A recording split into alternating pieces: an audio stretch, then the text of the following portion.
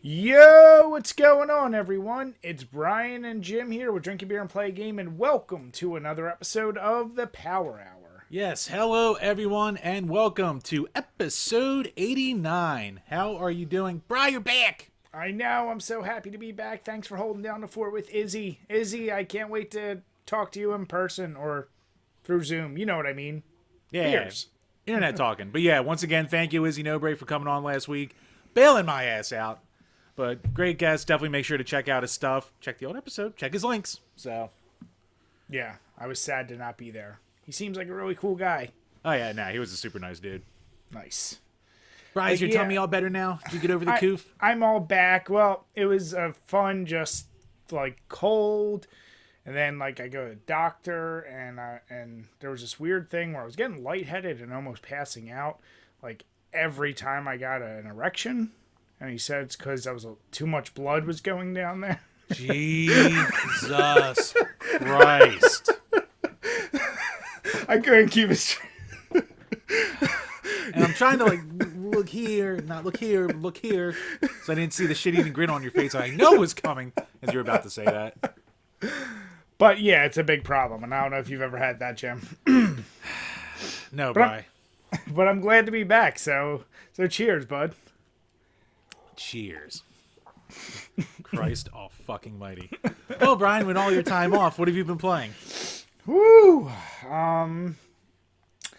I've played a lot more Doom Eternal, which that game, whew, I forgot how hard the newer Doom game gets, and it just is the same with that game. I've played a lot more Dead by Daylight, but in honor of our yearly tradition that we'll get to it a little bit later in the podcast, I went back and I started replaying the old Call of Duty Black Ops, the original. Oh, my favorite. Yeah, I actually played through the entire campaign for a potential video. But yeah, it's I just blasted that out. Jim, we could talk about a game you and I played together. Oh, what, a little Among Us adventure? Do you want to inform the people? Yeah, every fucking game you said I was sus first. Well, admit it. I was not sus. I was doing tasks.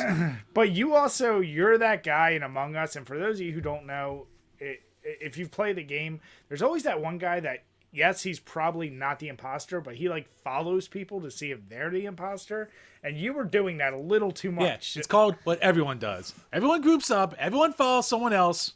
And some people get called sus. What's great is, it was me, Jim, and our buddy Rob, who's Our brother-in-law. And we're sitting there, and we're playing, like, all next to each other. So every time one of us dies, we're able to get everyone to vote out that person, even if we're not next we to fucking them. cheated our asses off while playing. Well, isn't that the same as what people do in Discords and stuff? Well, normally they're all friends playing together trying to win, so, like, no one's helping each other out. That's true. But yeah, so we're winning, but every so often, me and Rob would just be like, hey, whatever color Jim is. Yeah, he looks real sus. Hey, like, wait, sus! Sus, you should vote him out! Or we'd be like, hey, I think he bent it. He's like, I'm doing a fucking task. But what's great is Jim is like, for a guy who spends all his time on social media, he types really slow on his phone. So when we get like 3 My messages screen's out, cracked! well, you need to upgrade, Jim. It's like your internet. You need to get good stuff. My internet is fine. You're one to talk about cracked screens, motherfucker. You would have been a goner in the old days. Yeah, old days. For once. No, Hey, like Jim. last week, you finally get a phone that isn't cracked. Hey, Jim. Hold on to an iPhone 4 until goddamn 2013. Jim, are we allowed to live in the present? Are we allowed to do that? Or do we got to just keep rummaging up the past? Oh, I'll rummage. I'll rummage to make my goddamn points. So, Jim, but the best part is Jim actually was the killer one time, and on a whim, I just said, this guy seems sus. No evidence, and he was the imposter, and he only got 1 kill. Yeah. Got my little kill, vented, sitting around, waiting to throw someone under the goddamn bus. And then Brian goes, Jim Jones. So yeah, that's what I've been playing, Jim. Those were fun games. I can't wait to do it with some people, some of our buddies. Yes, online. we have to get a group together. I'm sure I'll be voted sus first anyway. Don't be sus. Fun meme. It's a great meme we have going there. So Jim, what you been playing? I finally finished up my playthrough of 9 Parchments, and I went back to Hotline Miami. So Nice. I didn't realize how like not far into it when I was playing it before I was, and I actually wound up taking like Zwick's advice from when he was on the show, and I just started like reckless abandoning through the levels, and I started doing a lot better. Yeah. So don't plan ahead in that fucking game. Just go in guns blazing, and the more hectic you make it, you wind up actually winning more. Random question: have you ever seen the movie You're Next? You're next. It sounds familiar. Who the fuck's in it? No one that you would know. It's a like 2011 slasher. Is Goldberg in it? It's Goldberg not, should be in it, It's not Santa Slays, Jim. but he says you're next. Yeah. Yes, he does. No, but the only reason I asked is because in the movie, the killers have like animal masks, and they were actually inspired by Hotline Miami Oh, really? because of all the masks in that game. Huh. Because I know Hotline Miami 2 came out like 2015. Was Hotline Miami 1 that old? I mean, maybe it was. I thought it was like 09 or 10, maybe. Was it? Maybe. I don't know. I'll have to look that up. But that, I mean, I just read that. I was like, huh, that's very apropos that you just happen to be playing that. Yeah. But no, that's super fun game, so I want to at least get through the first one. I think I'm close to being done, so I want to get through that one, and then I'll move on to something else. Did you ever actually play that Party Hard when I streamed it back in the day? Never did. That's one. I think it's only PC, but you should. No, it's definitely- on Switch now. I think it's on some other things, too. Oh, dude, you would. I mean, especially if you like Hotline Miami, you should try that out. Yeah, no, it's one I always want. I do want to get around to trying that one of these days. I'll keep an eye out, because like digital shit always goes on sale every once in a while, so if I see it for like a couple bucks, I'll snag it. Nice. And a little shameless plug here. Jim just released a really good video of Jim's thrifting. And I was curious, how long ago of the pickups you got in that last video did you get that? That one was more recent stuff, within like the last 2 months. Have you actually tried out any of those? Yeah, Shinobi worked, Sonic worked, and Burger Time, I don't have it in television, but it was $5, so I went, okay. Damn it, Jim. Damn it. Dude, Burger Time on like the fucking on Atari and ColecoVision, they go for like $30. For whatever reason, it was dirt cheap for maybe for once he like balanced out like actually selling something from that era as opposed to what it's actually worth. So he probably priced it down. But Burger Time always seems to be like one of the more expensive games from like the pre-NES era. So I saw it for $5 in a box. I went, all right. All right, so the real golden question here, Jim, is are you actually going to sell it? Knowing that you probably aren't going to get it in television unless you get really lucky and come across one for dirt cheap. What other purpose would you have to keep it? Because it's not like you're a huge Burger Time fan. I'm not a huge Burger Time fan, but I like Burger Time. If I'm going to have one Intellivision game that's in a box in my collection just to see what an Intellivision box looks like, I'm glad it's Burger Time. It was $5. Damn it, Jim.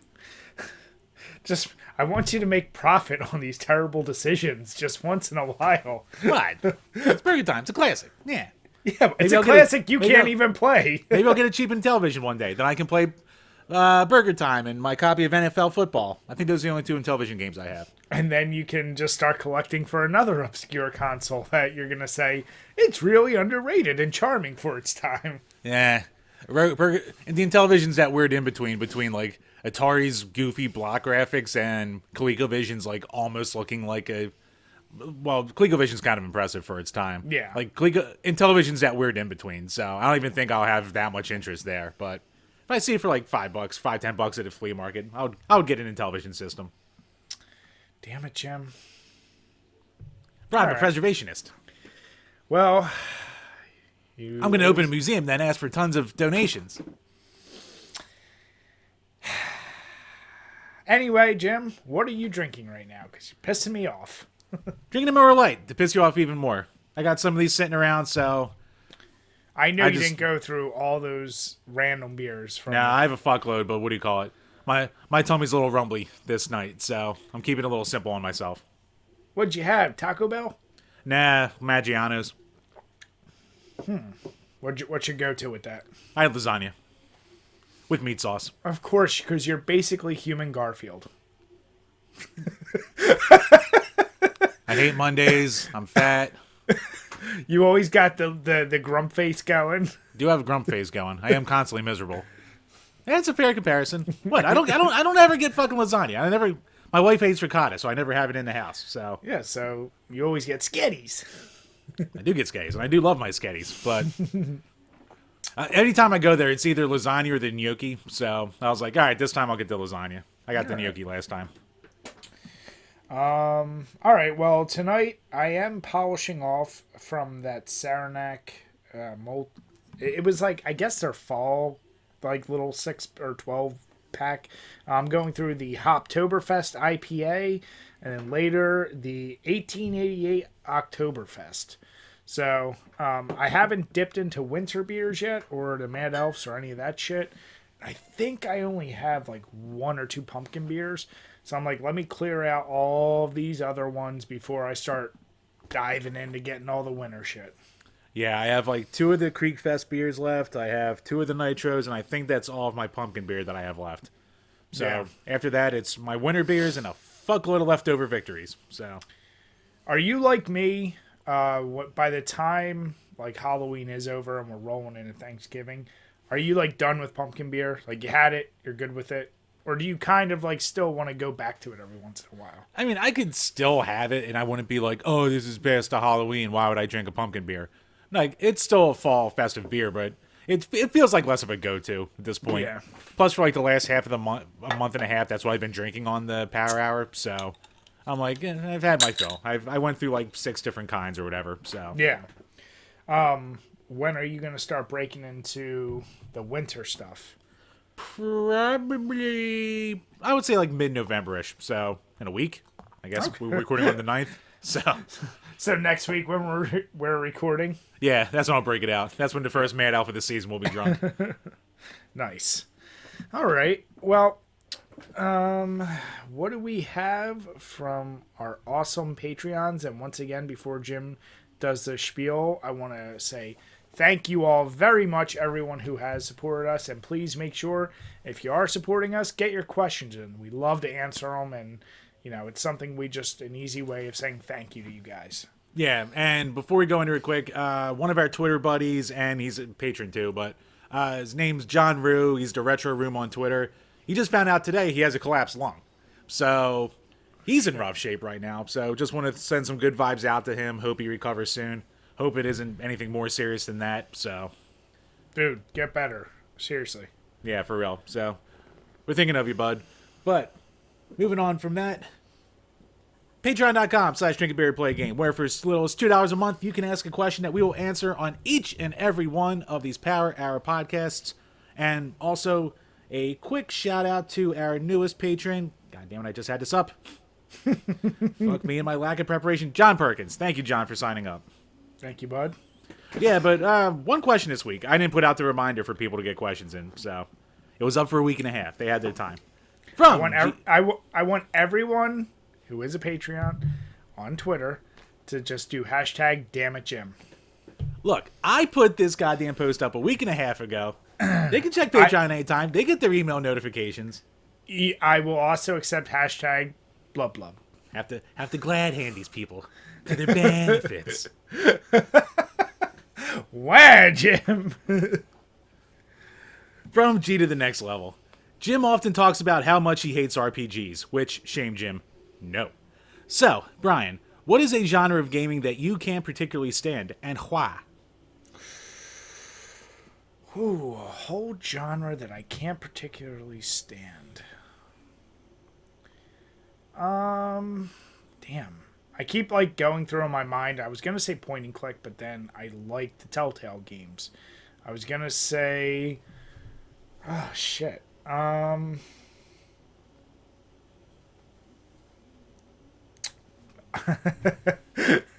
Strictly to piss Jim off, I'm just gonna say pinball games, because why are you doing it? Like, just go and play on a pinball table, because it's so much more fun than playing the digital. Jim, shut the fuck up. I see you opening your mouth like you want a dick in it. It's so easy to just bring a pinball table home. That's not the point. point. So simple. Jim, that's like playing virtual darts or virtual pool. Yeah, I might not be able to do it at my house, but I don't need it so bad that I want to play it. Like for me personally, I know there's a lot of people that love digital pinball. I love the feel, the sounds, the everything of a pinball machine, and I'm one of those people. If I go to a bar, and Jim's been with me, I've been with him. Like, yeah. I gravitate and want to go do that because I have so much more fun. No. It's definitely better in person. Fine. And there's no replication whatsoever, and there's no amount of enjoyment I'm getting from just the digital version because it just takes away. It makes me want to actually play a pinball machine. So. Yeah, virtual pinball games. That's it. All right, fair enough. Yeah, but better than Jim, just who doesn't like story. I don't have to go into it this time. But thank you, G, and once again, thank you, everyone. Thank you to all of our patrons. Seriously, we appreciate it so much. And yeah. I'll try to remember to put the goddamn reminder up goddamn next time. Hashtag damn it, Jim, or hashtag blub blub. Hashtag forgetful little patrons. That's what the goddamn hashtag should be.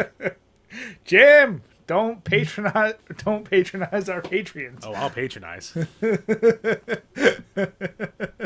So the next one, did you put this up here or did someone throw this your way? So this actually came about, so like one of the daily game posts I put up was like Assassin's Creed was like a series that I've just never touched. Like I have like maybe 2 or 3 of the games, but that's like the biggest franchise that I missed. So talking back and forth with like Kit and some other people, it was like, hey, you should talk about like biggest games you've missed from like every generation. So considering we don't have a lot of questions to go through, I thought this would be a nice little supplement. Okay. I'm going to let you go first. I assume you've thought about it a little bit. Yeah, Brian, you would assume such things. Damn it, Jim. Have you not thought about this? All right, let's go through. I haven't put a ton of thought, but I can get through it. Yeah, so instead of even we can keep it a generation, but let's start off, just say NES. We don't have to go any further back. Okay, NES. Never played a Dragon Quest.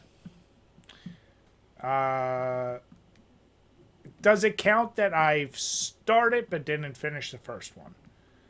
I would say the same. Like I played a little bit of the first one, turned it off after maybe an hour or two. And that was my experience with Dragon Quest. Never got into it. All right. So then, 16-bit era. Right, you're not going to do the Master System? No, I am not, Jim. Because you would have to say the whole thing? Mm-hmm. That's right. And also, I'm so ignorant to the Master System. Nate, what's the biggest series or franchise? It would either be Phantasy Star or Wonder Boy, like one of them probably. Yeah, see, and other than Phantasy Star for the Genesis, I didn't even know it was on the Master System. So there you go. That's where it started. Damn it, Jim. All right, so 16-bit. What are you going with? Well, I guess we could even break that down to Super NES and Genesis. I mean, Genesis. Yeah. I would hope there's not much you haven't played. Really, there hasn't, but mine for Genesis will be surprising. And it also kind of extends a little bit into the Master System, but I've never really played an Outrun game for more than, like, a very short amount of time. Like, I played the arcade game at Too Many Games for, like, 5 minutes when we were there, and I've dabbled with the Master System port, but it's not a great port. But besides that, like, I haven't played any of the Genesis-era ones, and, yeah, I don't have the, like, 2006 or Coast to Coast or Outrun 2 or any of them, so, yeah, that's probably, like, the biggest Genesis series that I missed out on. Well, I'm going to copy your answer once again for that. Jesus Christ! Because I'm unlike you, like, I've played a lot. And you're hitting on ones I haven't. Now, Super NES, I can keep it super easy for me because I'm just going to blindly say Kirby stuff. Okay. I've talked about how I never got into Kirby, and I could have technically said that for the NES. Was there even more than one game for the Super NES for Kirby? Kirby had a couple. On the Super NES? Yeah. Yeah. Never touched them. All right. I will say for Super NES, I'll say ActRaiser. I never really played either of the two of them. Don't you... Excuse me. I do own the one. I haven't gotten around to it yet. That's a good reoccurring theme for Jim. I'll get around to it. I just haven't gotten around to it yet. All right. So N64. Ooh. Um.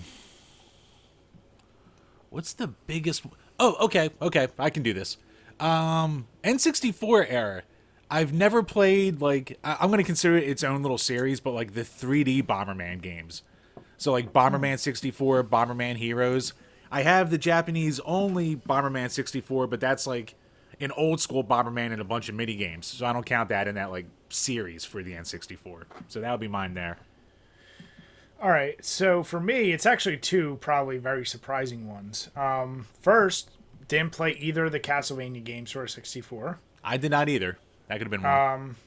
And once again, I've only played through a little bit of Ocarina of Time, never beat it, and I never did Majora's Mask. So I mean, also N64 for me, my library was never more than 10 games, and they were always usually wrestling games or like randomly Turok and like just random shit like GoldenEye or Mario Kart. But I never had a big library because I was more PlayStation oriented. So yeah, those two are the biggest ones I can think of that never really got to. It's not like I didn't want to. I just still to this day, even other than you, like if I wanted to play the Zelda games, I would just come to you for those. But Castlevania, I'm not going to go out of my way because they don't look like they're particularly good anyway.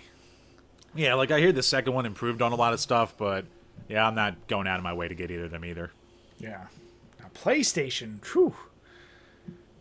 Even though I had a lot of games, there's a shit ton I missed. And my easiest answer is insert any major JRPG. Like, actually, Final Fantasy. Fuck. I always screw it up. 7, 8, 9. Yeah, Tactics. 7. Because every kid who played PlayStation and got the Game Informers or what was the big game magazine back in the day? Not Game Informer. EGM. Probably, yeah. But like seeing all the posters, Sky with his giant sword, I was like, I need to play that game. Didn't get it, didn't like it. I rented it and I was like, okay, I'm done. So I never followed through and played any more Final Fantasy on that system. Okay. Yeah, once again, like you, there's a shocker. I didn't really play a lot of the RPGs on there. I did play a couple hours of 7, so I can't include that. But, I mean, you could go with, like, the random, like, Suikodens or the Alundras and shit like that. But I'll keep it a little more basic, and this could have crossed over at the N64, too. I've never played an Army Man game. Really? Oh, dude. You especially, I feel like you would like, I know I did the first two. I forget how many there were after that, but there was a shitload of them. Because also I was a giant fan of the legit Army men when I was a kid. Like I would. Oh, so was I. Yeah, I set up entire battlefields in my living room, and of course melted. I don't know how many with my microscope in the backyard, but dude, those games are so fun. We should do reviews on those, Jim, so you can enjoy it. We should. I have 3D once again, but that was a $1 Goodwill find, but never got around to it. So yeah, great game. So Dreamcast, I guess, would be next. Or are we gonna do Saturn? I don't know. Never owned a Saturn. Saturn, everything. Yeah. Okay. Saturn, all. Yeah. I've emulated like 2 things, and it's a bitch to emulate. So, and I never knew anyone who had one. But that is one I've said between us. I do want to get that system and buy some specific games for. Mm-hmm. Saturn would be cool, but like we said, last thing in the world I need. And honestly, even Dreamcast is going to be tough because between the two of us, I'm the one who had it, but I wasn't putting out tons of money. I think I maxed out at like 15 games for it at any given time. So that's another one. Most major series, I'm going to say, I didn't really touch. Like, yeah. I mean, it's weird because you and I obviously were same age. I feel like even though PS2 is probably the console I have the second most amount of games next to 360, That and like GameCube. Like GameCube, I didn't touch shit for. Like you've seen my collection. That's like 7 games, and I only got GameCube really because of Resident Evil Remake. Right. So other than the Resident Evil games, that one really fun Godzilla game, obviously Melee. I didn't do a lot of GameCube games, so I could throw Zelda in that as well. For PS2, Jesus Christ, I forget how big that library is, what the number is. That's another one. I'll stick to like horror franchises. I never touched the Siren games because I think that's at least 2 or 3 game series. But yeah, never touched those. All right. Yeah. Dreamcast I'll skip because there's way too many things I never touched on that, like you said. GameCube. I never played a Super Monkey Ball. Any of them. That was one that like started. What's that? I thought you had a Super Monkey Ball. I have the case for a Super Monkey Ball, and then when I got home from Goodwill, I opened it up and it was Mario Party 6, which I already had. So that's I have the case. I don't have the game. Here's a surprising thing. I've never owned or played more than maybe I think once or twice with you any Mario Party game. Oh, wow.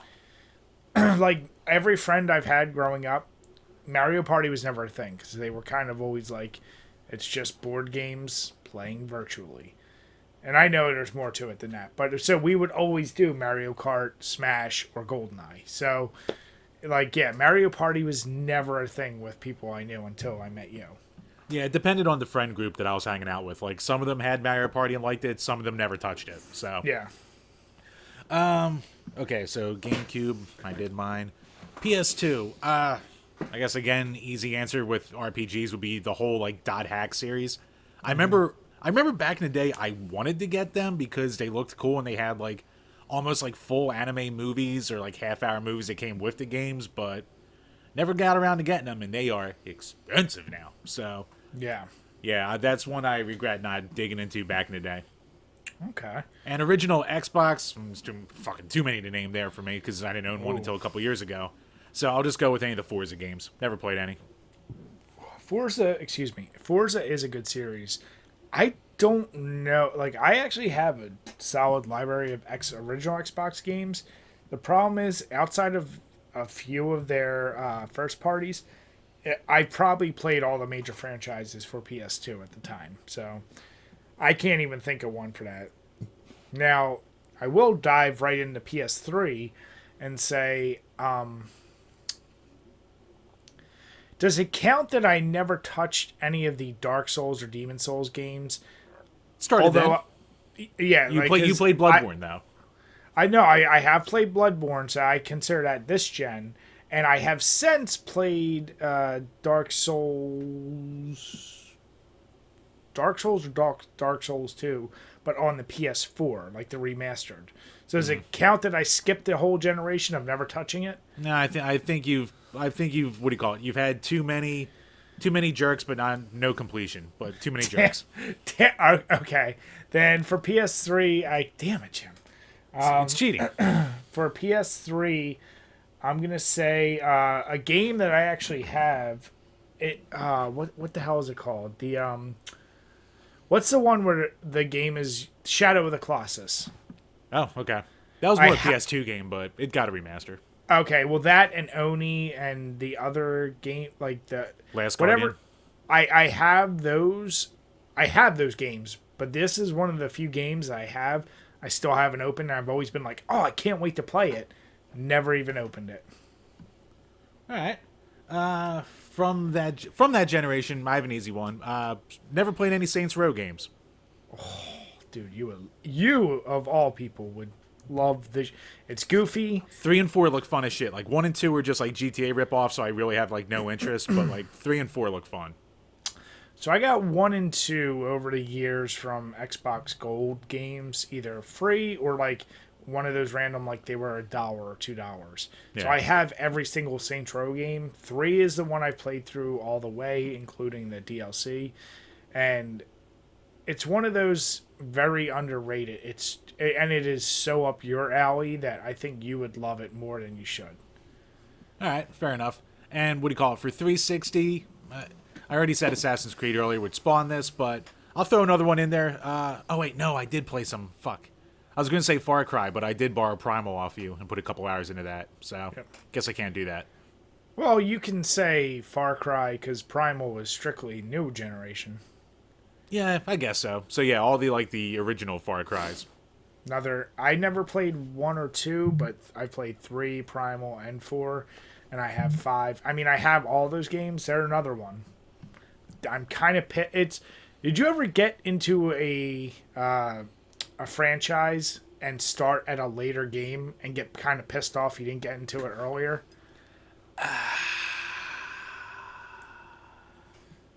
That's actually a good question. I don't know how many games I've because I'm like kind of like you in that sense where I try to dig in from the beginning, for better or for worse. So, shit, yeah, you know what? I mean, I guess I could probably say like Mario, since 64 was the first one I owned, but... Okay, so yeah, you had a lot of yeah, and since you didn't grow up with a Super NES... or an NES, yeah, yeah, I didn't have it. You missed it, so... Like, I guess a lot of people today, I think of like a kid growing up and maybe trying Resident Evil 7 and realizing, oh, there's other games, or later Mega Man, or like whatever. But Far Cry and Saints Row, you name both of those. Those are two I'm like, god damn, I played these and I was like, shit, I wish I had played them back in the day, like started with the originals. And Assassin's Creed, it's funny you started with that. Whew. I love the idea of the games. I went back, I played through the first one, and it felt like I was pulling teeth. Like, our buddy Yerzak used to try and get me to play that game. He loved the shit out of it, and it just isn't for me. Like, I went through it with this intent of I'm going to play through all of them that I have, because I have, like, I don't know, 6 or 7 of them, and I beat one. I was like, okay, it's done. Decent story, gameplay is whatever. And then I started 2, and I was like, I can't do this again. Not for another, like, 12, 15, or whatever, however many hours. I was like, nope. Me with Uncharted. But that's what pisses me off is I do see other Assassin's Creed that I'm like, I'm sure it does get better, but there's that weird OCD thing that you and I have where I don't want to just skip to, like, Odyssey or the newest one. Like, I want to play through all of them to know where I got to. And I'm sure you're like itching to play Valhalla too. That's your thing. Yeah, well, Odyssey, I mean, I'm a freak for Greek mythology too. Like, that was one of the things as a kid I gravitated towards. So right. The Origins looks really good, but yeah, unfortunately, I don't know if I can just make the leap to those. So. All right, and I guess current gen, tail end of this current gen, last gen now, a week from now. It will as be. of this recording. When do those systems? Because I thought they come out in December. I think they're supposed to be. I thought like the Xbox was supposed to be shipping next week. We're recording this on the 9th. It's but like it's all these stories now of all the orders getting delayed and all the back orders and shit like that. So. Yeah, I don't know when it's actually going to be in people's hands, but I think it's supposed to be next week. All right, so this gen, well, you don't have PS4, so it would probably be anything for that. I mean, I could easily say like all the Souls games that came out because I've never touched any of them, especially Bloodborne or Sekiro or like Dark Souls 3. That was like the big one from this gen. I haven't touched any new gen Uncharted games, if that counts. For Xbox One. Huh. What series does it even have? Like I already said Forza. I've played enough Halos. I've played Forza. I have played enough Halo. I haven't played any new gen Halos, so if that counts. I mean, I haven't touched the Gears of War since the first one, so maybe that. Yeah, Xbox is always kind of hurt. Actually, you know what's interesting? You haven't touched a new Fallout since New Vegas. No, I have not. So your new gen games could be Fallout. Yeah, I guess. I mean, there's only 2 of them, but I could still say that. And yeah. So, damn, I don't know. New gen, I really can't think of anything except for like Jim said, newest gen Halo. I've played all the old ones, but yeah, new gen I haven't touched. I haven't touched that, so it's a good question. It is interesting. Bri, we forgot Wii U and Switch, Bri. No, we didn't. We just skipped over them. Because who cares? Right, Because you can just buy that shit for the 5th or 6th time on the Nintendo on Switch shop. for full price. Yeah. So I'll skip over those duds. Duds. Jim, you of all people who always say things just because people buy them and they're popular don't make them good. So you can't use numbers because then you're being hypocritical. I don't know. Yeah. I believe I've said before, people gravitate towards, things that are good, people gravitate towards. Kind of like why we're not famous. Well, not with that negative attitude. Yeah. Not being real. But I mean, yeah, the Wii obviously has its problems with its library, but 100 million grandmas can't be wrong, can they? Just now, can. Now the Wii U? He's single. The Wii U is still one I don't understand why you die on that shield for that, but if every single game wasn't ported to the Switch at this point, it would be a very underrated system. But because of that, it's a nice Wii player. So even if I want to agree with your sentence, problem is it started with if, because we can't live in hypotheticals. Because you could do that with anything. You can be like, yeah, but Xbox is better than the PlayStation if da da da da da. Like you could do that argument for anything. So drop the if. We know what the Wii U is. You know you've overpaid for it at this point, even though you got it like third hand. Did not overpay. I got a lot of accessories with it, but You overpaid. yeah, Yeah. it's still Jim, a damn fine little box for playing games That on. might even be on our very first podcast episode. It's one of the first ones. It was early. It was early when I got Yeah, that. because it was one of the ones where I would be playing whatever the latest Call of Duty was while we would be talking. I remember arguing with you about this. Yeah, I'd be sitting there playing like Hyrule Warriors or something. No, you weren't. You would be playing Call of Duty and doing terrible because we have the footage.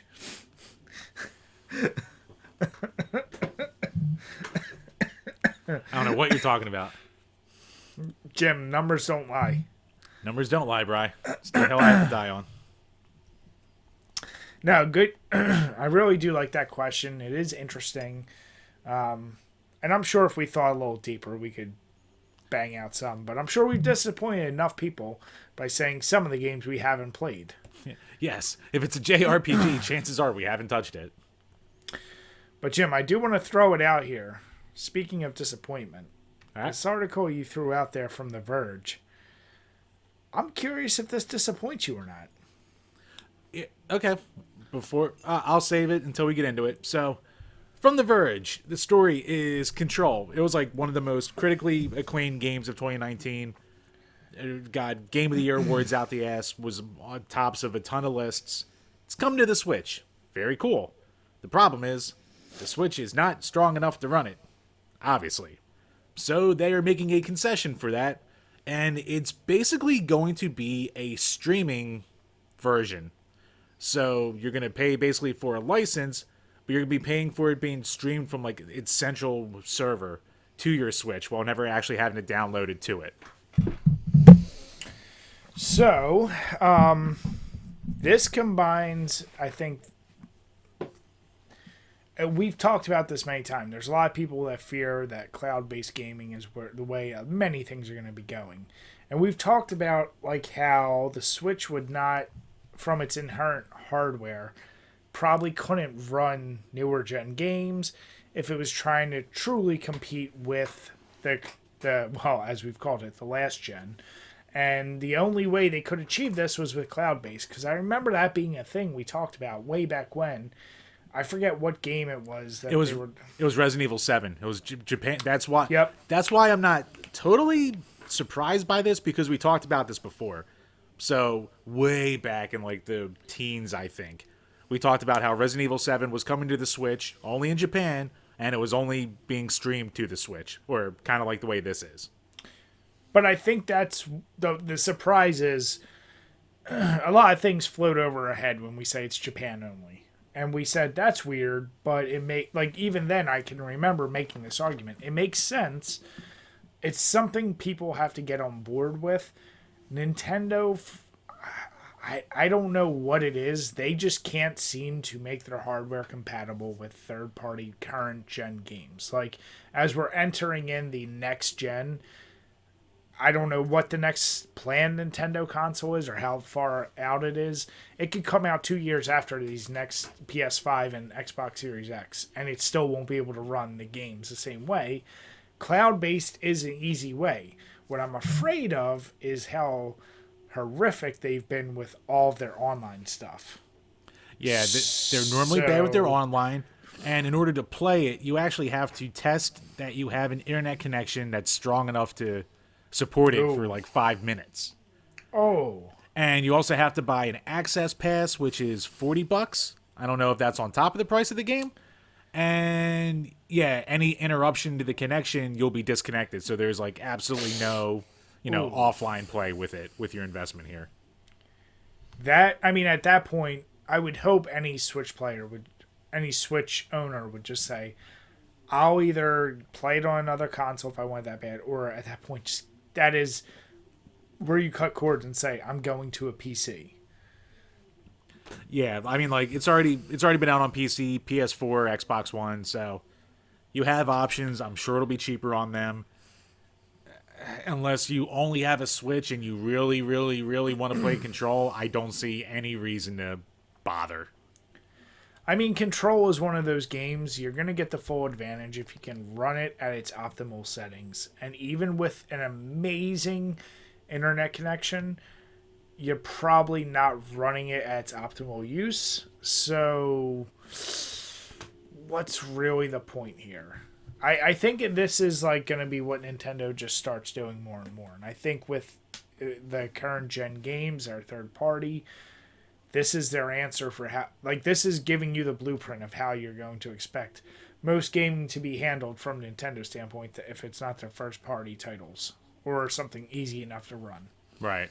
Yeah, which makes sense. So people I'm going to guess this will probably be their like litmus test to see if they're going to bother doing this with more big name games from the generations, but yeah, it's the only way you're ever going to be playing any cross-platform games on here, so I don't know, man.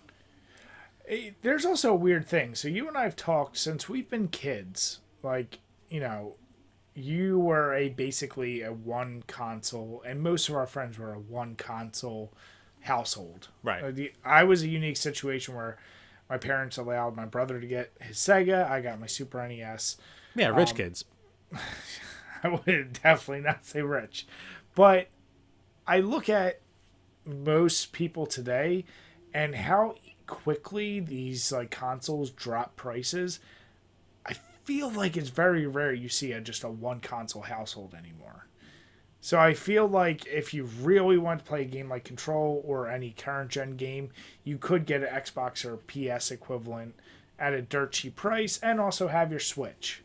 So I feel like the need to just rely on a Switch is kind of going out the window, the same way as just, worrying about can the Switch get it at all? Like, why try to go through all this trouble?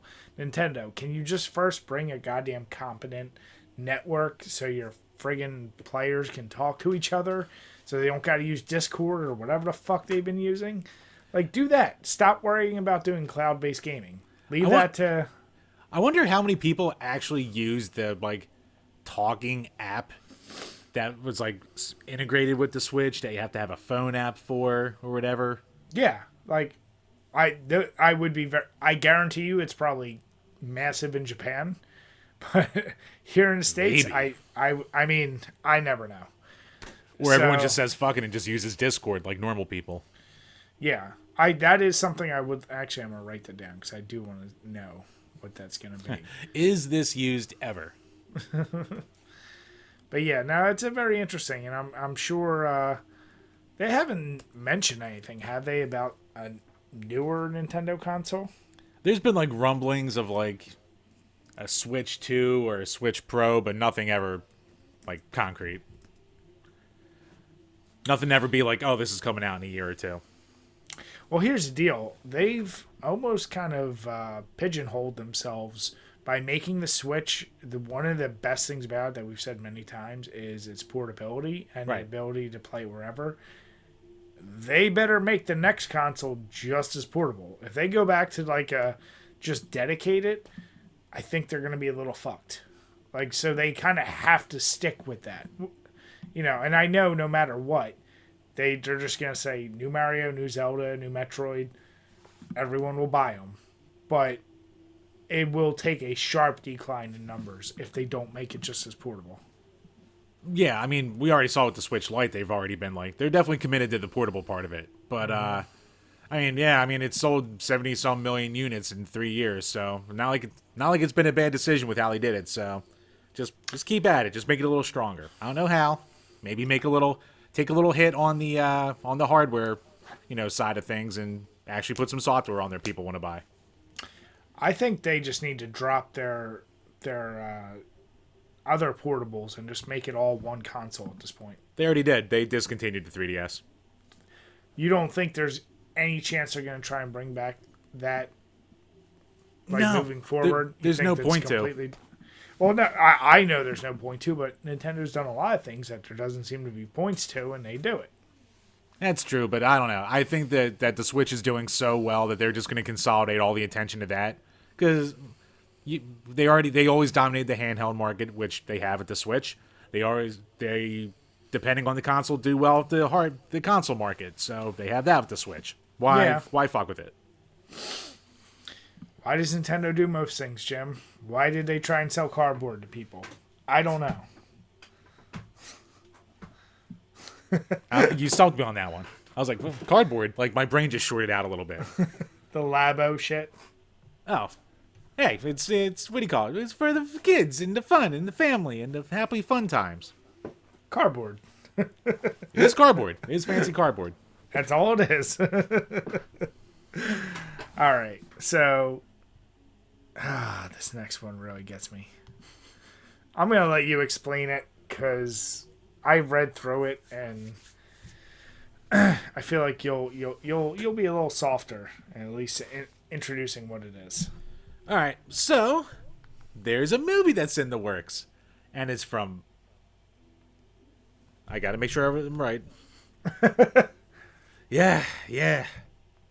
Right, when I think video games, the first word that comes to me is BuzzFeed. And BuzzFeed now has a movie studio. And this is going to be a new movie from BuzzFeed Studios about Gamergate. Announced in 2020 about that swept the nation, swept the world movement known as Gamergate from 2014 that pissed everyone off. Jesus Christ. Starring your favorite, Ellen Page. Well, we know she's your favorite for all the wrong reasons. Hey, she was cute in Juno, but she aged like, oof. It was a rough decade on the poor girl. And whoever Paris Barelek is.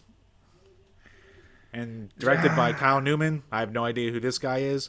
But it's going to be in the vein of Pitch Perfect, but set in the world of esports. Okay. Right, the story centers on a female gamer named Vivian Lee, who quits her college esports team rather than put up with sexism from her male counterparts. But with her scholarship on the line, she's forced to assemble a varsity caliber all-women's team that can compete with the boys. Oh my god. So with the help of an enigmatic coach who returns to the spotlight after her own Gamergate scandal, the young woman recruits an unlikely crew of unskilled misfits to kick some serious gamer butt. Okay.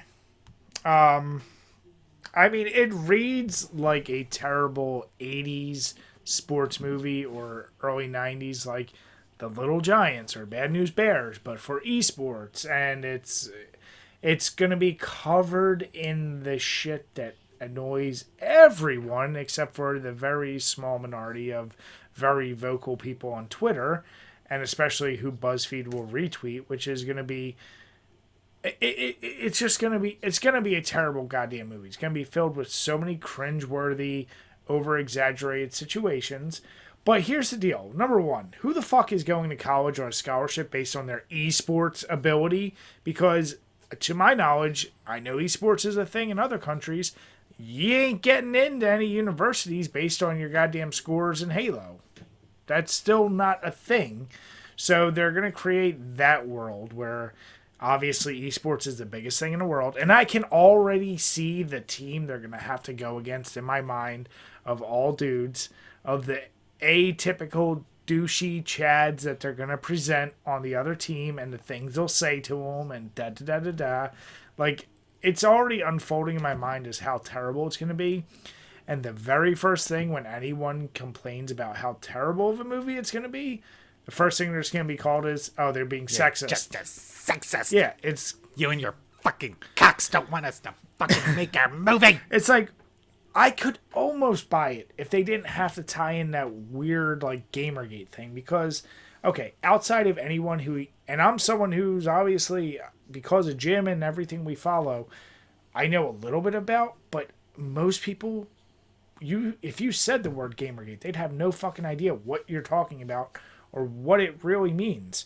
So, why are you trying to make this so important, dude? Like, this is just going to be dog shit. Like, it's just a terrible idea. And, yeah, Ellen Page, it's funny because, yeah, Jim loved her for a while.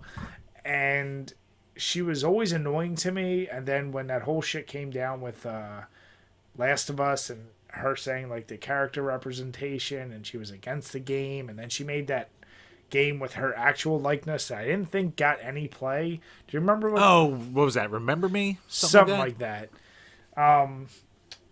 It's just you know, when they look back at call it whatever decade, when they're saying, like, this decade there were so many crazy tropes of the dumb blonde or sexism or this or that. This is going to be the decade of 10, 20 years from now, like, oh wow, this is that trope of, like, extreme feminism just portrayed in the wrong way that annoyed the shit out of everyone, because that's not how it should be portrayed. So I think it's just a terrible decision, and I can't wait till you're dragged to have to see it from your wife, Jim. Oh, no, she'll have no interest in watching a gamer movie. Thank God. Okay, so, the Newman guy, he's best known for Fanboys, which... It was a cute movie. It was fine. So, did you ever see that? No. All right, the movie about the Star Wars fans taking a road trip to see Episode 1 for their dying friend. Oh, yeah, I do know what it's about. I never saw it. Okay, yeah, it was a cute movie. It was fine. It was all right. So, but Jesus Christ, why the fuck are you making a movie about with Gamergate overtones in 2020? Everyone in the goddamn world was sick of Gamergate. When Gamergate already had its pop culture cringe crossover moment. If you've never seen the episode of Law & Order SVU, the Gamergate episode, for the love of God, track it down and watch it to listen to Ice-T as a cop talk about the dark web and shit like that. Like, you can't have, like, a lighthearted comedy with fucking Gamergate involved. Because if you want it to be true Gamergate culture thrown in there, outside of guys, it's just gonna be guys making period jokes, and then Ellen Page's character is just the old coach, and she's gonna be like, everyone just called me a whore and said I wasn't a gamer. Like, yep, you're not. Like, it's a terrible backdrop for an idea. Like, you either go all in for purely what Gamergate was going on, like you need your Sargon of Akkad characters and shit like that, or you just don't fucking do it and you make it another lame, lazy girl power movie, which fine. Like, I don't care. I didn't hate the new Ghostbusters, even though everyone else blew it out of proportion. Like, just go that route and make it a lazy girl power movie. Jim, fine, I'm going to interrupt you for gamers. 1 second. I know for a fact your wife forced you to watch that, because I know there's not a god. You're not allowed to watch so many things, or you don't get the time to watch. And I know you would have never went out of your way to watch that if it wasn't for your wife. No, it wasn't for my wife. It was for my nieces. They liked the movie. They wanted to watch it when we were on family vacation. So I was like, all right, I'll sit through this. And I was like, not as bad as I thought it was going to be. So How drunk were you? I don't think I was really that drunk at all. I don't believe you. No, I mean, it's not a good movie. Don't get me wrong. Like, Ghostbusters 2016 is not a good movie, but it's not the dog shit "you raped my childhood" that like all the fucking nerds were crying about 4 years ago. And you know what? You killed my childhood. Shut the fuck up and grow up. But it's not for you. Shut the fuck up. But why the fuck are you digging up Gamergate again? Like, what are you gonna like? Because you know there's gonna be the Anita Sarkeesian cameo, and you know she's gonna get another goddamn paycheck, and we're gonna have to pretend that people have to care about her again, and just all these old fucking skeletons that everyone stopped caring about. Finally, it's all gonna get dug back up again. Zoe I just Quinn. hope to God it bombs. I hope to God it bombs. For the love of God, just let the fucking movie bomb. Movie theaters aren't a thing anymore, so I guess there's less risk involved. So to release shit like this, so it's going to come out. Jim, it's going to be like a week-long controversy on Twitter that I'm going to have to see because I'm the fucking Twitter guy. Yep. I'm And just then gonna you'll post it, and then we'll have to talk about it because that's my We're point. gonna have to. It will bomb. Like, video game movies in general, especially newer ones. Ready Player One, I don't even count because, like, yeah, it's Spielberg, and it was a great book. Like, that was actually a good movie. But, like, most video game movies usually bomb, even if it's a good-ass franchise or something. And like you're saying, you're dredging up this weird, like, if you wanted to do an esports all-girl team, like every sports movie, and it's the underdogs and they're coming back and win, that would have been fine. But why does it have to have that umbrella of the fucking Gamergate? Because they're just teeing it up. You're not gonna explain it to normies. Like, fucking gamers aren't gonna watch it. You're gonna want to have normies fucking watch it for, you know, the girl power fucking aesthetic that all these movies do. Are you gonna explain what Gamergate come from? Are you gonna explain fucking Zoe Quinn fucking 5 reviewers or something like that, and then the blow up from her ex, and then the blow up on the internet and everything that came from it? Is that what you're gonna do? No, they'll broad brush it of their opinion of what Gamergate was. Gamers were really sexist in 2014, and they all tried to rape me, and now this is my movie. Yeah, But it's lighthearted. It's fun. it's a terrible look, and it's one of those. What they're setting up for is like a lot of these movies. When they, for whatever reason, when they made that third or second remake of Black Christmas, and it got dog shit reviews because the original was great, the second one was okay, third one was unnecessary, but the initial thing, just like the Ghostbusters remake, well, the only reason everyone hates this is because people are sexist, and they're setting up that idea. I will bet you dollars to donuts that is the number one thing you see tweeted. Well, the only reason it didn't succeed is because it's like Amy Schumer and her shitty specials. Like, it didn't succeed because of alt-right trolls. No, it's because you're not funny. Like, that's all there is to that, and that's what this movie is going to set up. It's just going to establish that. Like, you just can't fucking... Don't make a Pitch Perfect movie set in Gamergate. It doesn't fucking work. It doesn't. Pitch Perfect's a good movie. Just make a Pitch Perfect with your stupid made-up esports scholarship fucking story. That's fine. It's dumb, but it's fine. The fuck are you throwing Gamergate in? Listen, the only way they can salvage this movie is if the coach of an esports team on the guy side is Rick Moranis. You do that, and I'll be sold. But Brian's going to have to be sexist Rick Moranis. I don't want to see evil sexist Rick I Moranis. want to see his full range, all right? He has one range, and it's cute and adorable. That's his range. Exactly. He's been in the shadows for a while, Jim. People are punching him in New York. I just want to see him get his due. Get his due by being a sexist in the Gamergate, in the Gamergate Pitch Perfect movie. Fine. He's Ellen Page if she's the coach. That's her dad. How about that? He's a good guy. That's what he will be. That's the perfect role for him. That's what I want to see. All right, fine, good. Rick Moranis' return redemption. There you go. Man is a treasure. You know, I love me some Rick Moranis. Everyone loves Rick Moranis. No one doesn't not love Rick Moranis, I guess, except the guy that punched him. Yeah. I mean, the Little Giants opposing team, Ed O'Neill didn't like him. I'm just saying. I mean, you got a point. You got a point. Fuck, wasn't he in that movie? What was it called? Big Bully? Was that of him? course, with Tom Arnold. With Tom Arnold, yeah. Of course, it's a great movie. I just wanted to make sure I had my right, like, little nerdy guy. It had to be Rick Moranis. He was the only one from that era. Yeah. Oh God. But yeah, so I mean, you could have made a perfectly fine movie, whatever, but then you just threw the cringe in for the sake of getting fucking headlines and rage from people like me. Jim, funny you said cringe, because while that movie is drenched in it, your favorite site that we feature on here, and most gamers will talk about, Kotaku, and their latest PS5 review, written by who's this fuck? Ian Walker. Whatever. He's one of like 10,000 Kotaku writers who have privated their account right now since this came out. Dude, number one. All right. How do I put this?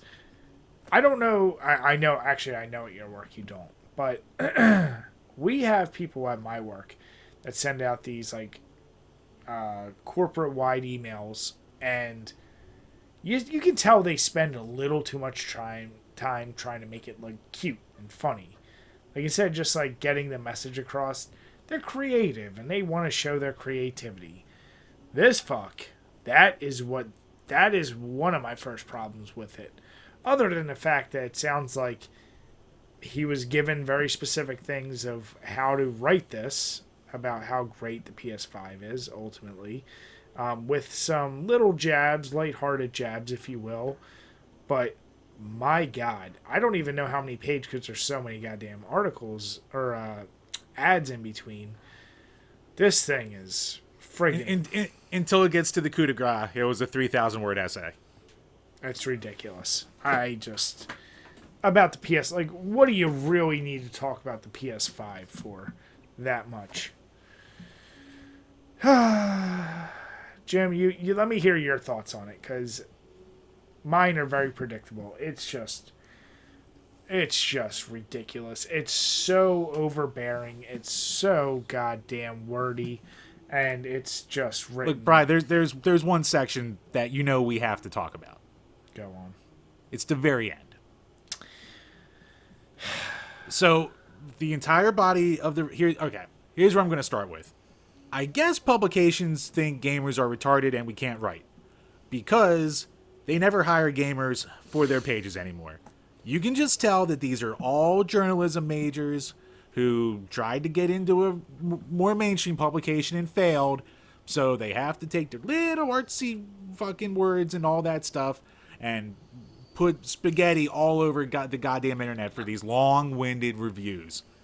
As I was reading this, I was like, okay, this review's annoying, but he's hitting the points, but he's being a little too fucking art school about it. Mm-hmm. Fine, I expect nothing less from Kotaku.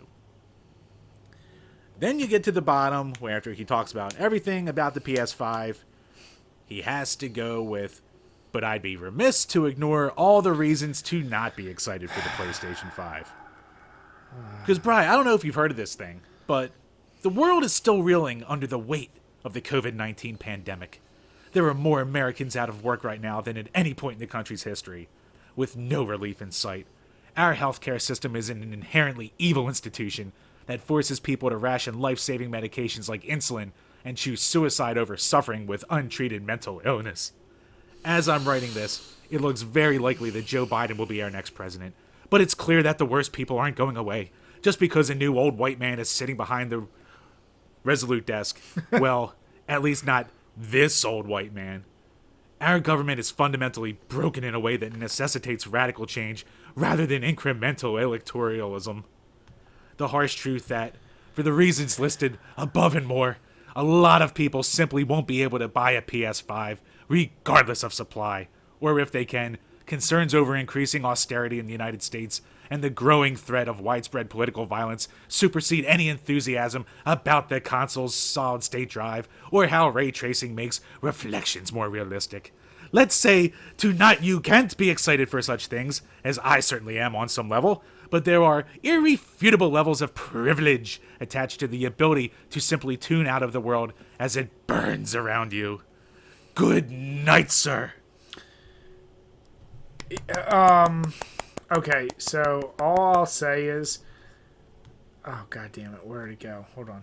Oh, Jesus Christ, it keeps going. All right, I'm not reading the rest. No, don't read the rest because fuck's sake. you summed up, without doubt, the worst part. And here's the deal.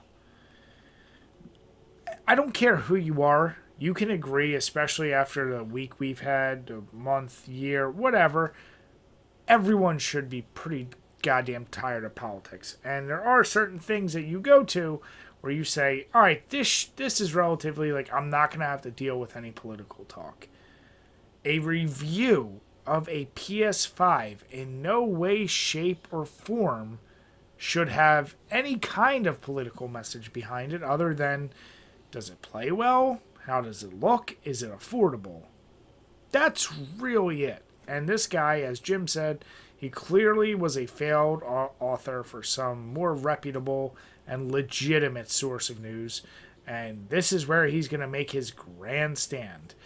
One of my favorite comments, and I can't see it right now, but the first comment you see is like some guy just basically saying like, yup, everything I want out of PS5 review, politics and bantering, basically. Like, dude, what was his name again? Ian Walker. Ian Walker.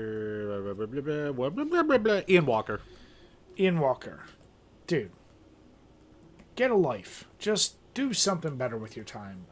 That's all I can say. You've made it. You're on Kotaku making this media article, and you made that stand and you changed everyone's mind. You're great. Just fucking knock it off. Drink a beer. Do something.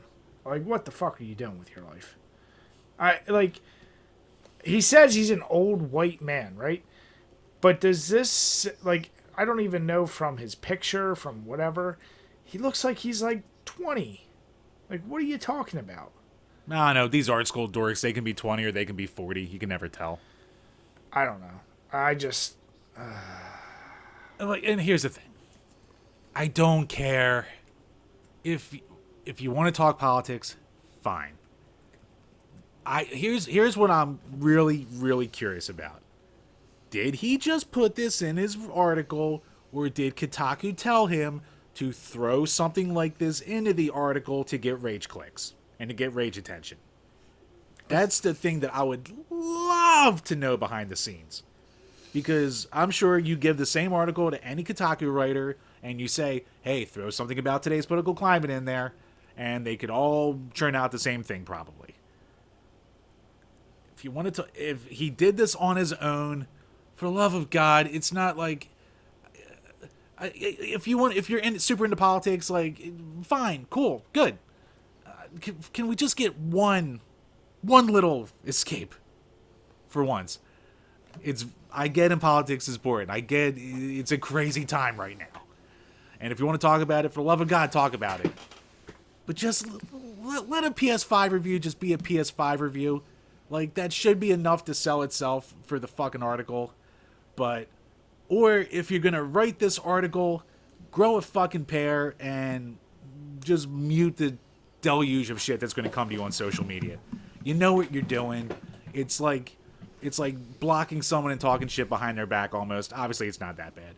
But writing an article like this to get the reaction that you perfectly expected, for you to go on fucking protected mode so you don't have to deal with the backlash.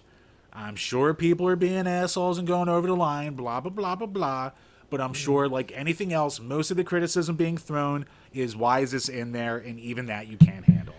And then his friends came and tried to make their little grandstands about, it's a shame we live in a world where people try to, make an important statement, blah, blah, blah. And then they get the same ratio. And then they go on private. And it's a fucking cycle where it's going to lead to more of the same goddamn stories again, where gamers are all overly sensitive assholes, which one of my favorite bits is they are sometimes.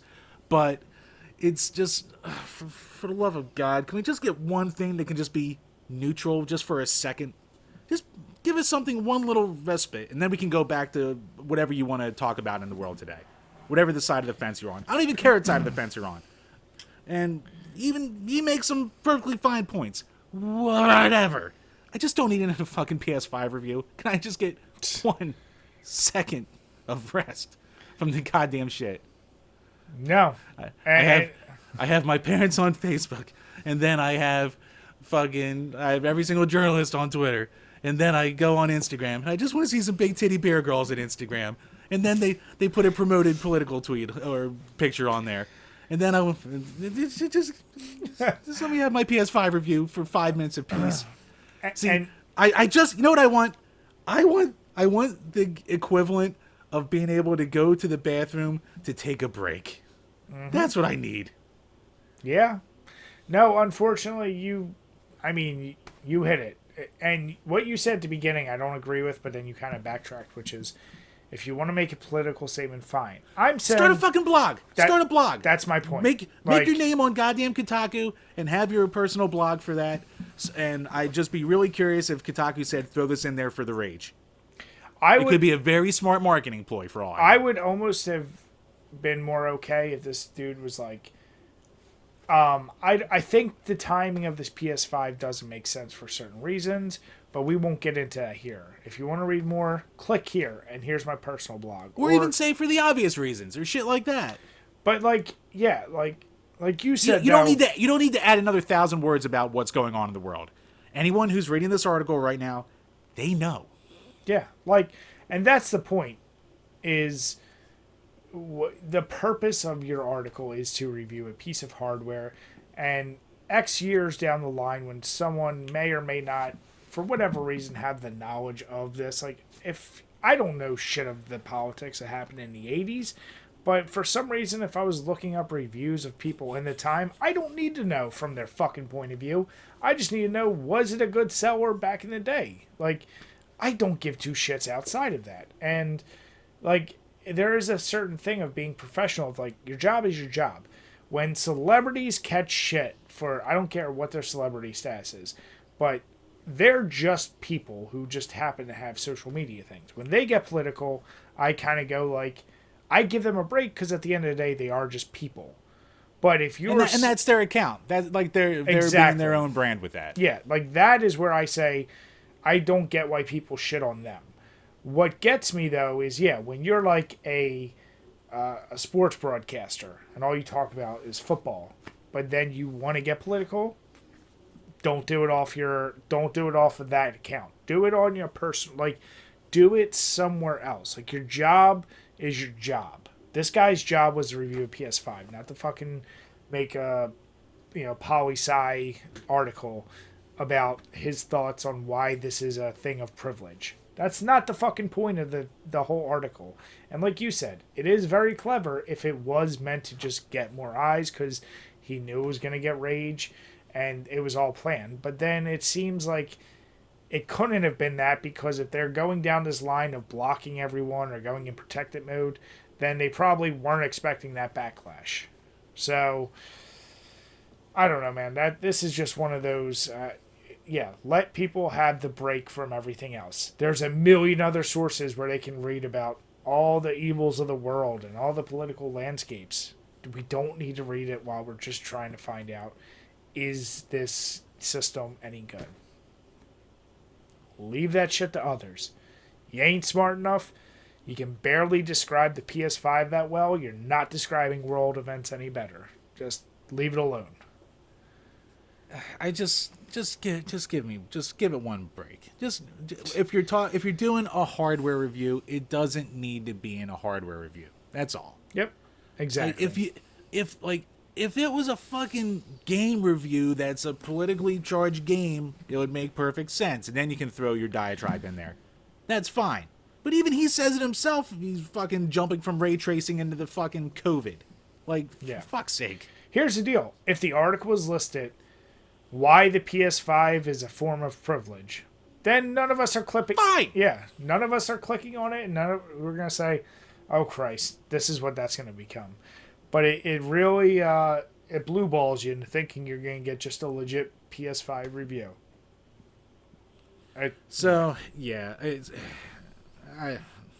Jim, you made this gamer mad. Yeah, I mean, there's a lot of gamers mad, but I guess. For the love of God. Well, I love on Twitter I'm so tired. From the actual tweet where they put out this article, one of my favorite comments was some guy's like, oh, it all makes sense. It's this Ian Walker. He can make a Sunday sound bad. Like, like everyone. I guess this guy is kind of known for being a curmudgeon and kind of a dick when it comes to writing style. So, yeah, Maybe. This is the shit why people just go. No one. It's like Kotaku's a meme, but it's still around. I don't know. it's Maybe enough. It's a meme Maybe for just a enough reason. normies out there just look it up and they go to Kotaku as the big page and they get their info from there. So Probably, yeah, honestly, that's how yeah. they stick around. It's not for us. It's not for those who are too entrenched. No. So, all right. So, pivoting a little bit, this is something I wouldn't say mad, but it's unfortunate for me, especially. So, the tweets out here, we'll have the link below. I don't have it in front of us, but Jim had retweeted it. I retweeted it. There was some news that came out for the Friday the 13th game. Obviously, that team has been battling legal rights to the name Friday the 13th, all these issues they've been having, and they've been fighting this since like 2017. So it's been going on for a while. We've talked a lot about the game. Jim and I both love it. One of the best communities I've ever interacted with. Apparently, the PlayStation community sucked, but we're like, I don't know. We played on Xbox. It was fun for Oh, us. dude, yeah. Great community. And recently the devs announced that there's no longer going to be dedicated servers, so it's going back to like host servers. And ultimately what that means is if you're in a game and the host disconnects, everyone leaves. That's actually what the old Call of Duty servers were when we first started playing, because that was one of the things. If you were beating the shit out of a team, dude got mad and he quit, the whole game ended. Yeah. It wasn't even until it actually might have been World at War, I think they start going dedicated servers. But this is like, it's not a great sign, and Jim went full pessimistic and saying, well, the game's not going to be playable anymore. Now, while I get why he's saying that, what is nice is the game does have it's a simulated, but it's a single player mode where you can play as Jason and just set the bots to be whatever. They have challenge mode. They have the virtual cabin. So there's a lot more content than what it was originally released as, which was strictly multiplayer. I just decided, let me go test it out. Server is still fine. I got in a game in like 20 seconds a couple times in a row. So, I mean, as long as there's a fan base, yeah, but if this game gets outdated, the nice thing is that this isn't a year-to-year shooter or a sports game. I feel like until they release another Friday the 13th game, this will be popular enough where we'll always have someone willing to host a server. Well, I mean, we all know that this particular game and the crew behind it won't be making another Friday the 13th game because of all the legal bullshit that's going on. That's been going on since day one with it. Yep. But yeah, I mean, when I saw the server thing, my immediate thought was like, all right, this is the beginning of the end. Like, it'll probably stick around for a while with the peer-to-peer servers like you're talking about. But that's just like, that's the kind of sign where it's like, okay, this isn't doing, as well as we wanted. Plus, we have all this legal wrangling, so we can't do everything that we want with the game in general. Mm-hmm. It just seems like the start of probably a slow death. And that's what I'm saying. Like, they said there's not going to be any more patches. That's another thing. There's no more patches. There's nothing more going to be added to the game. That was part of where my pessimism came too. Yeah. Where they're just like, yeah, it's them going, we're done. Like, it's one more update. It is what it is at that point. Yep. And it'll be around for as long as I guess they keep the peer-to-peer available. Now, what I will say is, Jim and I were in on this game from when it first came out, and the devs were one of the most dedicated, like, answering community, making patches for errors. Like, as much as, like, I reported a few errors and sent it on Twitter, and I'm not active on Twitter for shit. And they responded and actually patched the shit within, like, a week or two. So they were very, very, very responsive. I don't know. I mean, from the couple games I played, I didn't have any issues. Are there other bugs or issues? Probably. As long as there's never a point where you can't do peer-to-peer. I don't even care if there is a glitch or some bullshit with the game. If you can still do peer-to-peer, I'll be fine with that. And my only sadness is that future generations may not be able to play it as much. Because like Jim said, we certainly know this group isn't going to do it, and they did a fucking knockout job with this game. And who the hell is going to want to step up and try and deal after seeing what these guys had to go through to get the game where it was? So it is kind of sad. It is sad, but I also think like it's also partially on them too, because it's obvious that they talked to one studio with part of the license, but didn't talk to everyone that they needed to talk to. So that's when all the bullshit came in. So it's not like there's a company that was like, the big bad company going, boom, stop this. It's, a company that went, oh, we were never consulted about this and we own this part of the IP. So it's a shit situation in general. Yeah. I just think like when you don't patch a game anymore, it's probably just going to mean it's never really going to progress past what it's on right now. It probably won't ever be developed for future consoles, and it probably won't ever. It's just going to fall away into the ether. So yeah, it's sad to see. Like, it is a fun game. It was never a perfect game. It eventually was close to being worth $40, but I still never thought it was quite there. But it's a small team, so I mean, they did a good job with what they had. Yeah, and honestly, I mean, I was of the opinion back then. I was like, considering what I've played $60 for, I liked even the multiplayer, but with you got your money's worth out of it. There's a difference between getting your money's worth out of it and the game being worth the price. Yeah, but. I mean, yeah, I would say most AAA titles aren't worth $60 nowadays, or even especially 70 now. Especially some fucking indie titles that come out. I can't believe they try and charge full price. But yeah, no, this one, with everything that's been added, I'm very happy with what it is. And yeah, if it's not available anytime in the future, that really sucks. But yeah, so rest in peace eventually. But I mean, when a game stops being supported with patches, it's on its last legs. Yeah. So, and it felt very appropriate to add this in since this week is an actual Friday the 13th. So I wanted to just make sure we covered it. It is a game I love, so it's sad to see. Yep. No, it's definitely a fun game. All right. Another victim of multiplayer online gaming. Yeah. Which most games, unfortunately, will be. Yep. So speaking of fun games that you and I play, I just wanted to throw us in here. So this Thursday night into Friday, the newest Call of Duty Black Ops Cold War. Black Ops Cold War. Yep. It's coming out, and you know what? Like Jim and I said, especially Jim, he'll play it that night. He'll play it a few other times, but he's not allowed to play really outside of that. Unless it's handheld or whatever. He just doesn't have the time to play Call of Duty like we used to back in the day. And it is something we still look forward to. Us and our group of friends, we still get it. We're not doing the actual physical go out and do the midnight release because especially now between COVID, between the fact that they have this thing where you can get the game at like 9, even though it still won't start till 12. We're like, let's just get the digital copy. We already preloaded our Xboxes. Even me, because I got fucked last year. Well, I didn't get to play until like 4 a.m. Then everyone at like 5 was like, oh, I'm going to bed. Yeah, well, I was like, God damn it. We make the joke about Jim's internet, but it is the slowest of our friends. Jim, don't even try and argue it. I'm just saying. Every time there's an update for any game, we're all like, oh man, we're at like 80%, 90%. Jim's like, I'm at 20. So it's my Xbox's fault. Yeah, okay.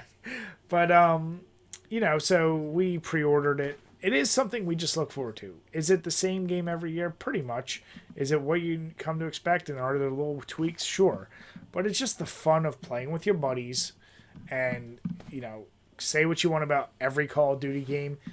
We just talked about getting your money's worth. Between the modes and everything they give you, you definitely get your money's worth. So this is one of the first times I didn't really look up anything at all for this game. So I'm coming into it I mean, you didn't do that back in college. So no, I never did that. You in prep work, I've come to realize you've always put it like, I'd like to be surprised. And I've always figured out that, no, you just don't put in prep work for anything. Motherfucker, I do all the prep work for the podcast. and yet you were still looking on your phone and couldn't find stuff for the Patreon questions at the beginning of the episode. Oh, Jesus Christ, the stuff I put up ages ago. Listen, prep work isn't just doing the little. It's like getting excited, looking info, being ready at the moment. And let's be honest, how often are you ready when the moment is there? Oh, I'm ready. I'm ready. I'm ready for action, baby. Between the need to poop, between everything else, you're always late on something. What, man's got to poop. So yeah, I don't know. I'm very curious if anyone listening, if you are buying it, if you are, send us a message. We're playing on Xbox. We're gonna be playing with our buddies, but give us a heads up. Pouring one out for all of our friends who just don't do it anymore. Well, it's funny. We have used to be a gaggle of like 10 to 15 of us, and then it just dwindle.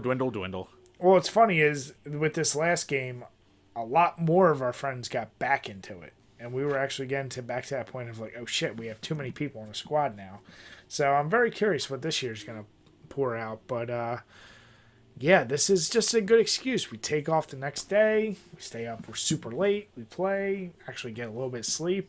It's just a nice thing. And it's one of those, because, console gaming, like couch co-ops and all that is gone by the wayside.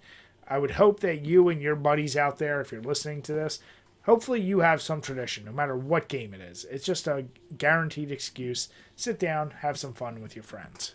So that's really what gaming should be all about anyway. I agree. And we will. Right, we're going to have so much fun. Oh, boy. Jim, You motherfuckers are talking about having a beer of choice for it. I'm just like, Jesus Christ. Like, I don't need to be any more tired than I'm going to be. I don't need a goddamn beer for when we start. Oh, don't worry, Jim. I'm going to give you a beer suggestion. And, you got to get your Doritos. You got to get your snacky snacks. Got to get your coffee. You got to get it all if we're going to make it through tonight. Jesus Christ. I wish I was in fucking Oregon at this point and just had meth. It'd be way easier. Damn it, Jim. It's legal now. Legal meth. It's not legal. It's legal. It's not legal. It's just legal for private use. It's just decriminalized. There's a difference. Don't be the meme guy. Right, come on. Come on, buddy. We all know what that means. You son of a bitch. All right, so this story I needed to put in here, and I know we've had a lot of topics, but this was, I saw as we were setting up tonight. We've been talking about Xbox making a lot of moves recently in the news with buying Bethesda. We even threw out there, like, was it possible they were going to be getting some kind of Sony or Sega deal? But what has been revealed is that the Xbox Game Pass is getting EA Play, the newest Destiny, and Disney Plus. And they did the Disney Plus in a very interesting way, because they showed a picture of the Mandalorian, and they basically said, we're not showing this for any specific reason, trying to be cute with it.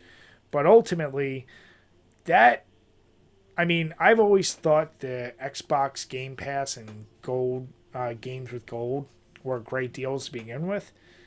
This is really cementing, like, holy shit, the value you get from that is better than any value from PlayStation and obviously Nintendo. But that's really fucking big. I don't know. Like, especially the Disney Plus. Whew. I don't know how long they're going to have this going for. I mean, for right now, it's no additional cost. So, yeah. It's a big move. Because what is Disney Plus bare bones? $7 a month? I don't know. I never paid for it. See, I have the Disney Plus Hulu and ESPN Plus, and I think it's $10 because it was all three of them. And at the time, like, you can only watch UFC shit through ESPN Plus, and then Hulu had a bunch of shows we like, so we're like, it makes sense, get the whole bundle. But yeah, I thought the base was like $7 or $8. So, I mean, you're adding that much value by just doing Game Pass. And as we already know, they've been adding a ton of Bethesda titles to it, on top of the ton of other games they have. And now with the EA games, they're covering their sports, like all the Maddens. They're covering Sims. Like, they're just really, really amping this up. So it's like almost a no-brainer. For the price, instead of going out buying brand new games all the time, why wouldn't you do this? Yeah, okay. So for the Disney Plus, you get a 30-day trial of Disney Plus with your Game Pass membership. So, all right, it's not bad. And yeah, it automatically, yeah, like you said, $7 a month automatically renews. Okay. So, okay, you get a free month of Disney Plus. That's kind of cool. Gives you a little idea if you like it or not. And if you have a kid, Disney Plus is basically a must. Yeah. And yeah, EA Play, you get all the EA titles, so you're gonna get the worst Mass Effect, but you get some good games and shit like that. So, and all the new games that are just coming out in the future for Xbox Game Pass. I mean, it's a hell of a deal. I mean, what it signifies, forget about like the specific of right now, what games, what this. They're trying. They're trying everything. Oh, Xbox yes. is trying everything they can right now to make themselves worth buying, except for having games for the actual console. But besides that, but you do have all these services where you can play a ton of shit that's going to be out there. Well, Jim, it kind of has already been hinted that there's a possibility the newest Fallout might be an Xbox only, or Which Microsoft. would be big.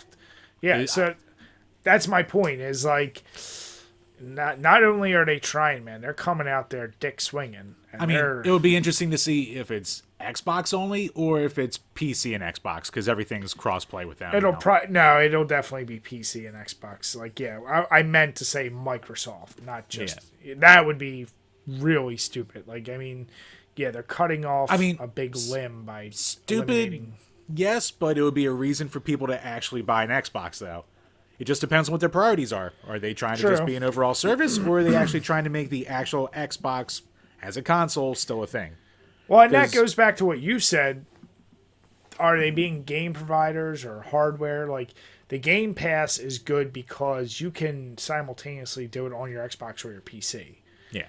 So yeah, I mean, basically at this point, I think this generation, you'll really know the future of Xbox, whether they want to just be a publisher or they still want to try and be like actually in the console race instead of just having a console people can buy. Yeah, that's true. I think they'll always have, whether it's like a strictly going to just digital only, stream our Game Pass, stream our whatever, all the cloud-based gaming, everything we've been talking about. Right. Yeah, that will be interesting because who knows how viable is it to keep making hardware. But worked for Sony last generation.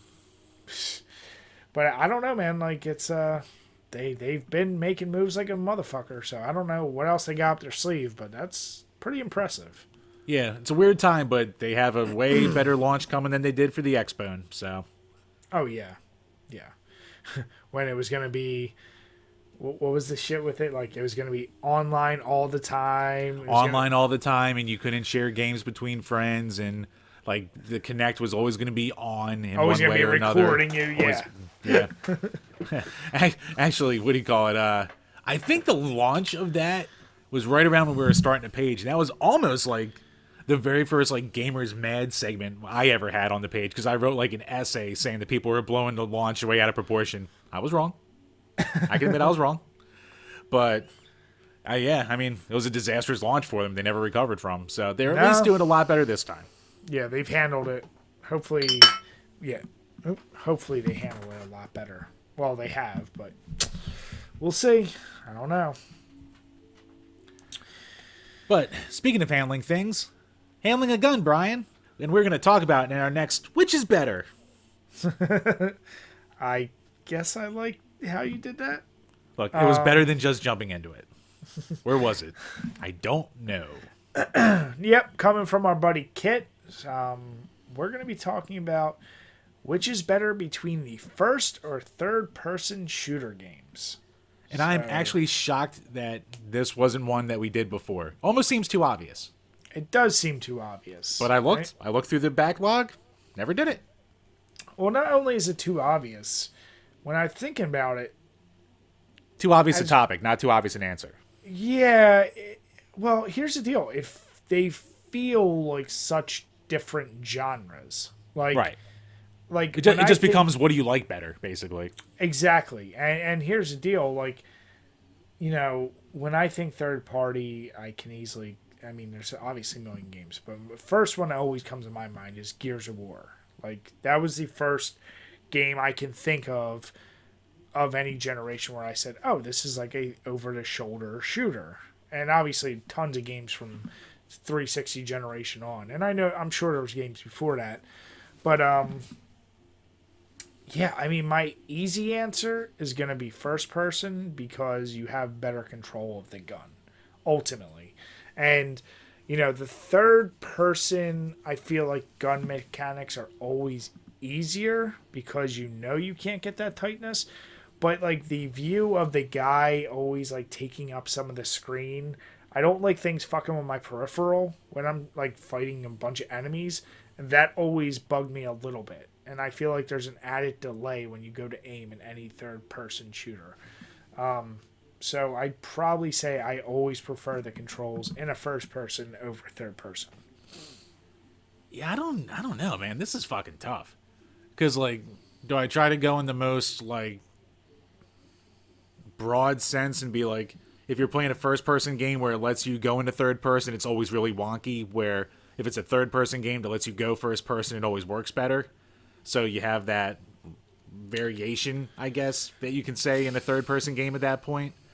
But then again, if you just have, you know what the focus of the game is. And I don't fucking know, because I really do like both. Well, here's the deal. I mean, I think... Okay, I think in general you can do more with a game. Or we're just talking shooters. Fuck, we're just talking shooters. Just talking shooters. Yeah, we're just talking shooters, so I'll do first-person as well. It just feels better with shooters. Like... To your point, what you were just saying, though, what's interesting is when I think of... Unless you talk, like, now you're talking behind-the-back shooters or third-person, or are you talking, like, 2D just staring at, like, like fucking Contra or something like that? I mean, I think I would consider it just over-the-shoulder. Over-the-shoulder, yeah, behind-the-back, yeah. Yeah, so I think the best examples right now, and technically the most popular, are the Battle Royale, Fortnite, and PUBG. Those are third-person shooters. But as you just said, when you switch to first-person in PUBG, there is something wonky about it. You can learn it, and you kind of have to master it if you want to get really good at the game. But the atypical over-the-shoulder, yeah, that's the way it seems like more and more games, especially for those Battle Royale style games, because you have more control of the camera, which allows you to see more people. So it's almost like an added cheat. Whereas, like, when you're playing first person, all you have is what's in front of you. When you're playing third person, it's greater control of, like, your environment. So that's the only area where it gets interesting, where I'm like, well, yeah, it is tougher to play first person. But, like, the control of your weapon is, to me, much better. Yeah, I don't know. It's weird. I always want to, like, kind of think of it like, almost like you're saying, like, going from third person and say PUBG into first person. It's wonky. PUBG's wonky in general, but it's wonky, but it still, like, kind of works where, like, say you're playing a first person game like fucking Skyrim, but you put yourself in third person mode and it's just wacky as shit. Oh, it's terrible. I mean, you do it because you generally just want to see what your guy looks like. Like, you're not doing it for any real advantage. You do it in Fallout too, and Fallout 4 fixed most of the gun issues, but there was almost never a time unless I just want to be like, oh, it's cool, I can see my guy. Like, right. So it basically comes down to, do you want the flexibility of gameplay more, or do you want the tightness more? It really comes down to that. And I guess tightness is probably more important. So, all right, I guess I'll go first person. Yeah. I like both. But I guess first person just seems easier to pull off too. It's easier to fuck up a third person game. Yeah. No, that's true too. I just they do feel like completely different genres, and if you're going to be strictly a shooter, I feel like you should just master the first person, and if you can, do a third person and try and do it okay. But I don't see many advantages unless you're looking like when I think of a Gears of War, if you want to have an action game where you're able to vault and for some reason you need to have platforming elements, then you need a third person. Right. Like, first person platforming never works. I don't care what game it is. I mean, you can get it where it's usable, but it's never great. Yeah, I mean, Doom does it well, the new Dooms, but yeah, I know what you mean. Yeah. So, all right, but thank you, Kit. We appreciate the question. And closing out tonight with our final topic, we have our overrated, underrated. And I just threw this in here. Super simple, but Jim and I just talked about it. Midnight releases for games. I don't even know how many games do this. I'm sure there's a lot. My reference is usually the Call of Duties or major AAA titles. And you and I have made events out of these, and I've always looked forward to them. But are they? I don't know if they're overrated or underrated. And this is one I truly don't have a big, like, I can counter argue you or try to. I don't know if I have a big enough thing here because I'll throw out there. How about this? I'm gonna throw out there they're underrated because, like, gamers, this is one of the few events you can actually have as a gamer. If you're not an esports person, if you're not a whatever, like, this can be a night. If you have a game that does get a midnight release, it's an event for you and your friends, and it does become like the fun of our events in the past where we knew we were going to meet up, gonna drink, gonna eat some Taco Bell, gonna go bowling, like do all the goofy shit leading up to it. And then the games were always fun too, but it was just like we made a big thing of it. Could we have done that with a regular release time the next day? You could, but you never were going to. This like forced us to make a whole night of it. So I always looked forward to that, and I think a lot of people who participate in midnight releases probably do that too. So I'll say underrated because it's one of the last enjoyable things gamers can do together for an in-person or like some kind of event-driven thing that's not esports. Yeah, because at first I was gonna go with underrated back in the day and overrated now because it's like really not a thing, at least from my frame of reference. But then I forget that like it almost seems like more releases. It isn't so much about the midnight release, but like the early day release where like people line up at 5 a.m. now to be in line for the new console for when GameStop opens at 9 a.m. or when a new game comes out. So it almost seems like the whole midnight thing got phased out. But man, to your point, back in the like we always go back to the Call of Duties, but that's the one we did. Like you said, we'd meet up. It would be a group of us. We'd go bowling. We'd get some beer. We'd go to Taco Bell. And in the parking lot of the event itself, like everyone's like fucking talking, and like a rented game truck would come in that had like games set up inside the truck for people to come in and take turns with, and it was like an actual event and shit like that. Mm-hmm. And I mean, there's still videos from like I think it was more like from like the mid to late 2000s for like big game releases and shit like that, like the new Zelda or the new Pokemon. Like it used to be a thing, and it just doesn't seem like it's as much of a thing anymore. So. And this goes back to what we talked about. I'm sure, we know Best Buys and shit did it, but GameStop was where we did these things. And like Jim said, we had trucks pull up, giving out like monsters, giving out like being able to play games. It like I said, it really was an event unto itself, and it's something that you're not going to experience really any other way. Even no matter how you play gaming. Unless you're going to conventions or whatever, you ain't going to get that experience. So it was just a fun thing. And I hope they don't fully ever get rid of them. Like Jim and I, like we said, we're not... I have to imagine, like, when they do release a new Zelda or Mario, I'm sure there's a midnight release.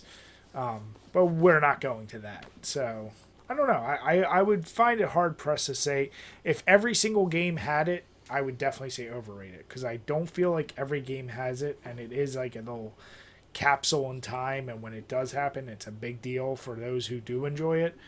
I'll always say underrated. Yeah, I guess if I have to go with a full-on one, I'll say underrated too. It was just too damn fun. It was worth the investment beforehand, and it just led into playing with your friends all night. Yeah, for sure. Because, like, that anticipation of you get in your car, you have the game, you can't wait to get home, like, get set up. It was just a whole deal.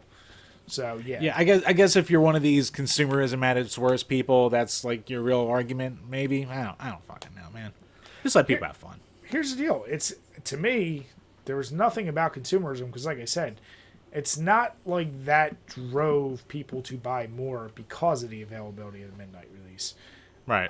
I feel like it was a social thing. Like they were like, allowing people to get online.